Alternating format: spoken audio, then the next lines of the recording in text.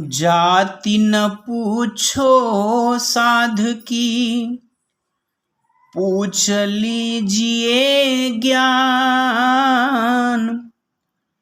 मोल करो तलवार का, पड़ा रहन दो म्यान। कबीरा पड़ा रहन दो म्यान। जी हाँ, आप देख रहे हैं Hindi classes bye Umesh sir. यह कविता कक्षा 8वीं में पढ़ाई जाती है। आप देख रहे हैं पाठ 9 कबीर की साखियां। आइए हम इस पंक्ति का, इस दोहे का भाव देखते हैं। जाति न पूछो साध की, पूछ लीजिए ज्ञान। कबीरदास जी कहते हैं कि किसी सज्जन पुरुष, किसी संत पुरुष की हमें जाति नहीं पूछनी चाहिए। अगर कुछ पूछना ही है तो आप पूछ लीजिए ज्ञान। आप उससे ज्ञान पूछ लीजिए, कितना जानते हैं। मोल करो तलवार का, पड़ा रहन दो म्यान। क्योंकि म्यान का कोई महत्व नहीं होता है, महत्व तलवार का होता है। म्यान तलवार के रखने की एक जगह नहीं बोलेंगे, एक उसकी कवर है या एक उसकी खोल है जिसके अंदर तलवार रखी जाती है। तो म्यान का कोई महत्व नहीं होता है, वह तो उसे रखने की एक उसका एक कवर है, उसका एक खोल है, उसका जो है एक खोखला जगह है जिसके अंदर तलवार को रखी जाती है। इसलिए कबीरदास जी ने कहा है कि म्यान का नहीं, तलवार का महत्व होता है। इसी तरह संत पुरुष किस जाति का है उससे कोई मतलब नहीं। संत पुरुष से ज्ञान जान लीजिए, ज्ञान की बात को आप समझ लीजिए। महत्व ज्ञान का होता है, किसी जाति धर्म संप्रदाय का नहीं। आवत गारी एक है, उलटत होई अनेक। कह कबीर नहीं उलटिए, वही एक की एक। कबीरा वही एक की एक। यहाँ पर कबीरदास जी ने बड़ी ही अच्छी बात बताए हैं, सामाजिक बात, नैतिकता की बात। आवत गारी एक है। अगर कोई व्यक्ति आपको गाली दे रहा है, बैड वर्ड यूज कर रहा है, तो उल्टत हो या नेक, अगर आप भी उसका उल्टा जवाब देते हैं, आप भी उसको गाली देते हैं, तो वह अनेक हो जाएगा, मतलब कि झगड़ा बढ़ जाएगा। इसलिए कबीरदास जी ने कहा है, कहा कबीर नहीं उलटिए। कबीरदास जी कह रहे हैं कि आप उसका आंसर उल्टा गाली दे करके मत दीजिए। अगर आप उसको गाली नहीं देते हैं तो वही एक की एक, मतलब वह एक गाली दिया था, वहीं पर वो बात रुक जाती है, आगे नहीं बढ़ती है, मतलब कि झगड़ा नहीं बढ़ेगा। क्योंकि अगर कोई हमें गाली देता है और हम भी उसे एक गाली देंगे तो फिर वो क्या करेगा, एक और देगा, फिर हम भी एक और देंगे, और ऐसे ही करते करते वो बात बढ़ जाएगी।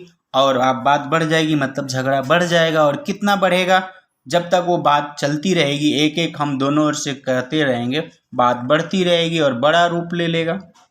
इसलिए कबीरदास जी ने ये सलाह दिया है कि अगर कोई व्यक्ति हमारे साथ गलत व्यवहार करता है तो हम उसके साथ गलत व्यवहार ना करें, बल्कि उसे समझाने और सही तरीके से उसको सुधारने का प्रयास करें।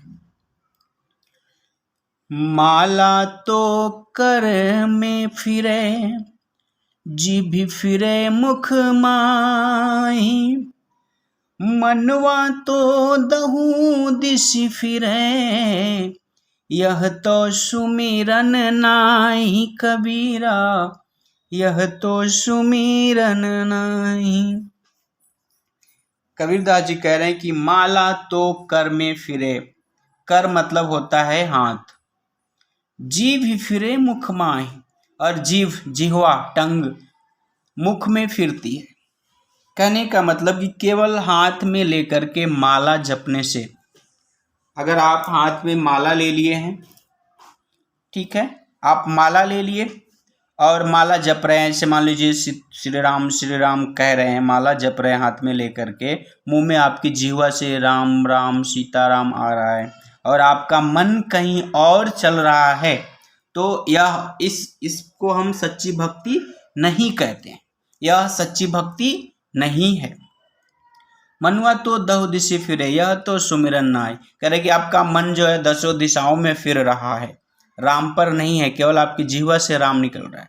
यह तो सुमिरन ना है, भगवान का स्मरण करने का यह ढंग अच्छा नहीं है, मतलब यह सच्ची भक्ति नहीं है। अगर आप सच्ची भक्ति करते हैं तो जरूरी नहीं है कि आप माला फेरें, आप मन को एकाग्र भगवान राम में लगाइए और राम राम मन में जाप कीजिए, सच्ची भक्ति वही है। कबीर घास न नींदिए, जो पाऊं तली होई, उड़ी पड़े जब आँख में, खरी दुहेली होई कबीरा, खड़ी दुहेली होई। बड़ी मार्मिक बात इन्होंने यहाँ पे कहा है, कबीर घास न नींदिए, जो पाऊं तली होई। कबीरदास जी कहते हैं कि आप घास को इग्नोर मत कीजिए। कहने का मतलब, अगर जो पाँव मतलब पैर, तली मतलब नीचे, होई मतलब है, अगर घास का एक तिनका टुकड़ा छोटा सा अगर आपके पैर के नीचे भी है तो आप उसका अनादर मत कीजिए। कहने का मतलब आप यह मत सोचिए कि वह हमारा कुछ नहीं कर पाएगा, या घास का तिनका हमारा क्या बिगाड़ेगा।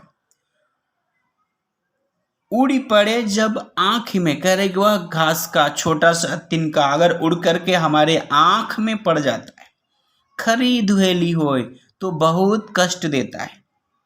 इसलिए कहने का मतलब कि छोटी से छोटी बातों पर हमें हर समय सावधान रहना होता है, सतर्क रहना होता है, अपने आप को सुरक्षित रखना होता है। छोटी से छोटी कमजोरियों को भी हमें इग्नोर नहीं करना चाहिए, अनदेखा नहीं करना चाहिए, हमें उनसे सावधान रहना चाहिए, क्योंकि जब उनका पोजीशन बदल जाएगा तो हमारा बड़ा नुकसान होगा।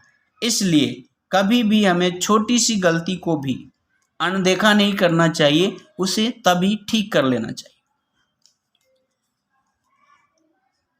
जग में बैरी कोई नहीं, जो मन शीतल होय,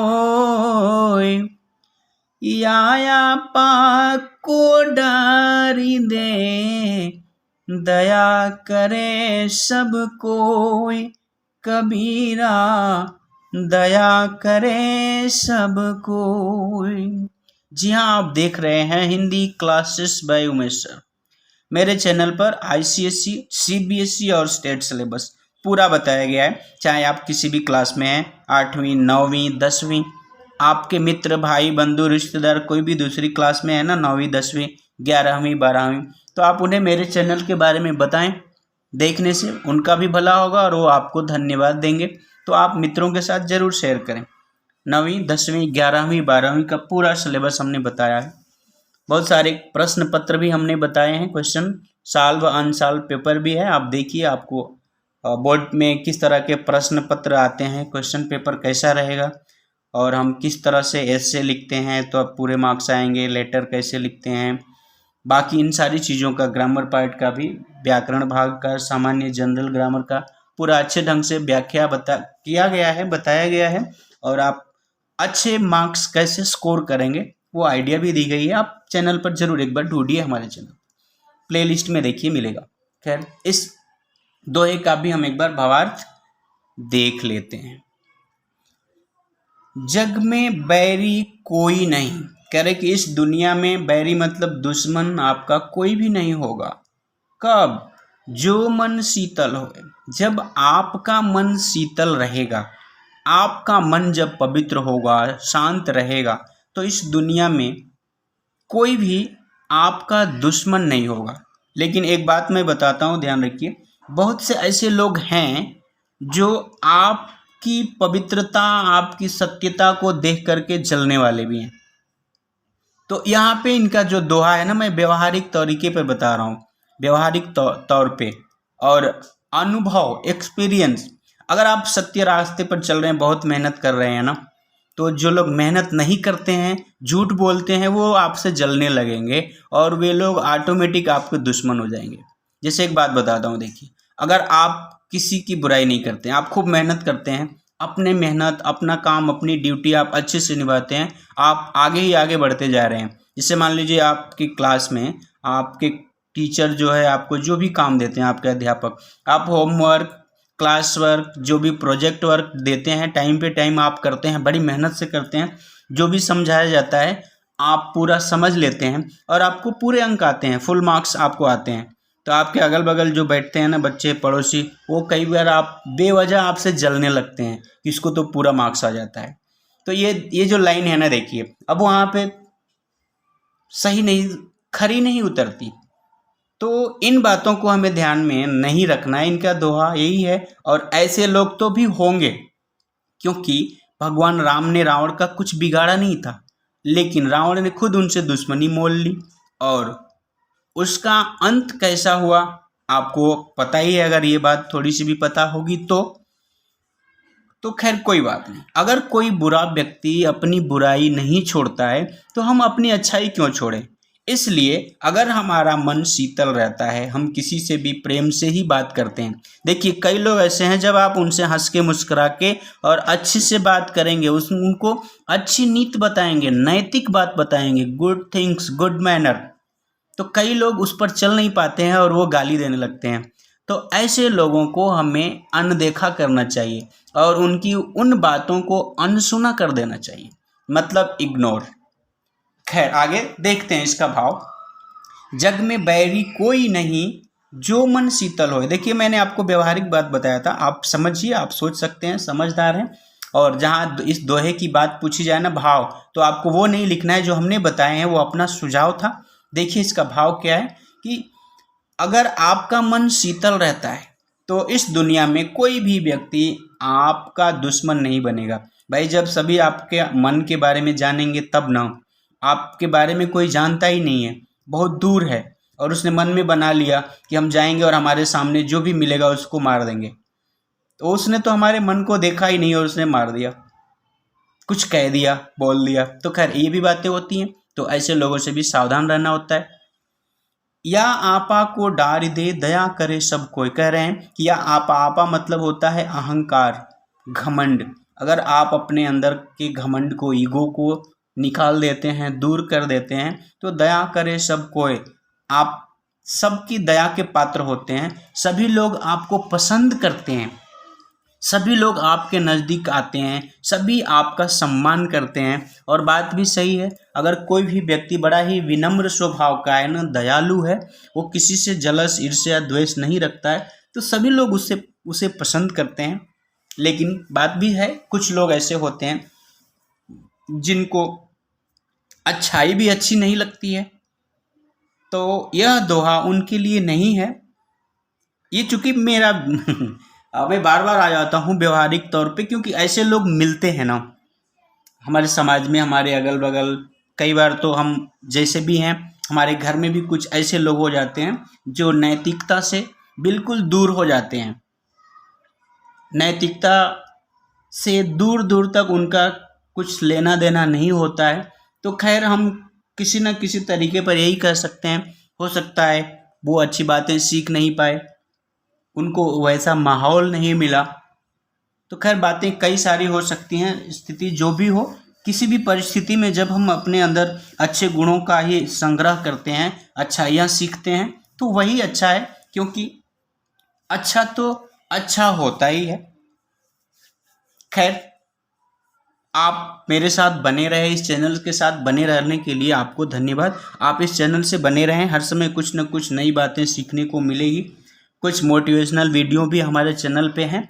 अगर आप याद नहीं कर पाते हैं, पढ़ाई में कमज़ोर है ना, पढ़ नहीं पाते हैं, आपको प्रश्न उत्तर या कोई भी बात याद नहीं आती है, तो आप एक बार देखिए, इस पर मोटिवेशनल वीडियो हैं, आप थोड़ा सा ढूंढिए मेरे चैनल प्लेलिस्ट में और देखिए आपको कौन सी वीडियो की ज़रूरत है।